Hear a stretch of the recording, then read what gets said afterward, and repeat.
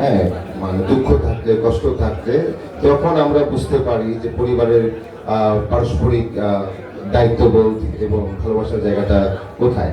তো এরপরে প্রশ্ন করবেন আমার এই যে ভাবিকে প্রশ্ন করেন প্লিজ, ওনাকে ডেকে নিয়ে আসি, একটা প্রশ্ন অবশ্যই করা উচিত, এবং আমার মেহেরিনকে প্রশ্ন করবেন। হ্যাঁ, আগে ভাবিকে প্রশ্ন করেন প্লিজ। ভাবির কাছে আপনাদের প্রশ্ন কি?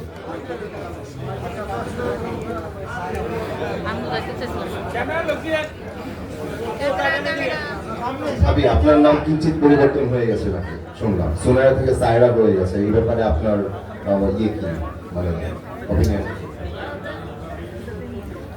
আমাকে অ্যাকচুয়ালি যেখানেই যাই সবাই সায়রা বললে, ঠিক কয়েকদিন আগে একটা আন্টি দেখে প্রশংসা করলো যে এই সায়রা স্যার এদিকে আসো, তো প্রশংসা নেওয়ার পর আমি বললাম লাস্টে যে আন্টি আমার নাম তো সুনেরা, এটা মনে রাখে।